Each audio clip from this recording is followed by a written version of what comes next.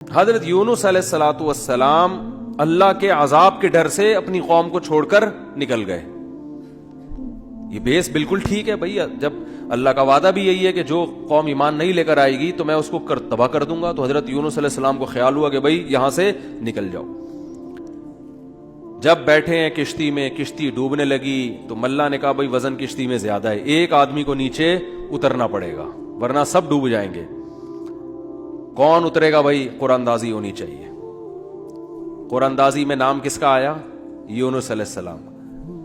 تو بتاؤ ہم ہوتے, ہم کہتے ساری زندگی تبلیغ کرتا رہا, اب جب عذاب آنے والا ہے تو اللہ کے خوف سے ہی نکلا میں, اس کا صلہ یہ مل رہا ہے کہ ڈوبنے والا کون ہے؟ بولو, میں ہی ہوں. بھائی مجھے تو زیادہ پروٹوکول, اللہ تعالیٰ کو 6 کشتیاں میرے لیے پہلے سے سمندر میں رکھنی چاہیے تھی نا, کیا ہو گیا؟ تو بالکل میرے بھائی یہ بات ذہن میں آ سکتی تھی یونس علیہ السلام کے کہ اللہ یہ سب میں نے تیرے لیے کیا ہے, اب تیرا عذاب آ رہا ہے تو مجھے تو یہاں سے فرار ہونا ہے بستی سے, تو کشتی کا انتظام کرنا میرے ذمے نہیں ہے بلکہ کس کے ذمے ہے؟ تیرے ذمے. چلو میں نے اپنے خرچے پہ کر لی. اب اے اللہ تو خود ہی اگر ڈوب رہی, اول تو ڈوبنی نہیں چاہیے, تجھے تو یہ طاقت ہے کہ 100 آدمی بھی کشتی میں بیٹھ جائیں, جب تک تیری مرضی نہیں ہوگی کشتی کلٹی, بولو, نہیں ہوگی. یہ نہیں کلٹی ہو سکتی.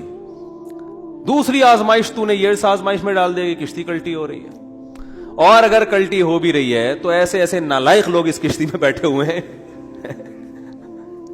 کار آمد تو صرف اس میں یونس علیہ السلام تھے, باقی تو سارے نالائق, کیونکہ مشرک لوگ تھے سارے, بت پرست, پان گٹکے والے, سگریٹ والے, تمباکو والے, سارے اس میں بیٹھے ہوئے ہیں. وہ تو پتہ نہیں کیا کیا نشہ کرتے ہوں گے, سارے ایک نمبر کے چور یہاں بیٹھے ہوئے ہیں کشتی میں.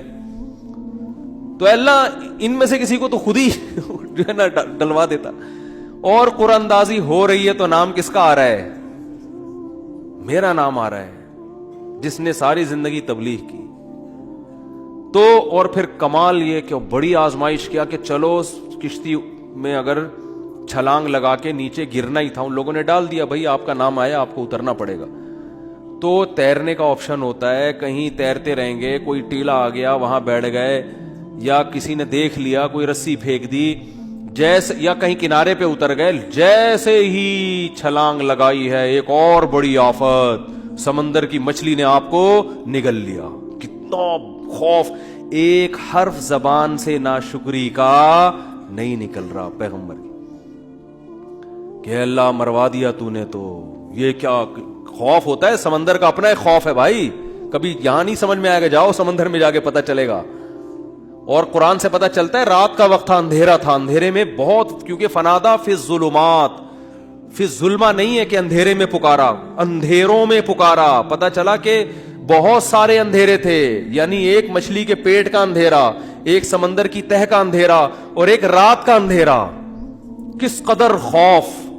تو قرآن کے الفاظ دیکھو, جب مچھلی نے نگلا ہے اور سمندر کی تہ میں گئی اندھیروں در اندھیرے, تو یونس علیہ السلام نے فنادا فی الظلمات, اندھیروں میں کیا پکارا؟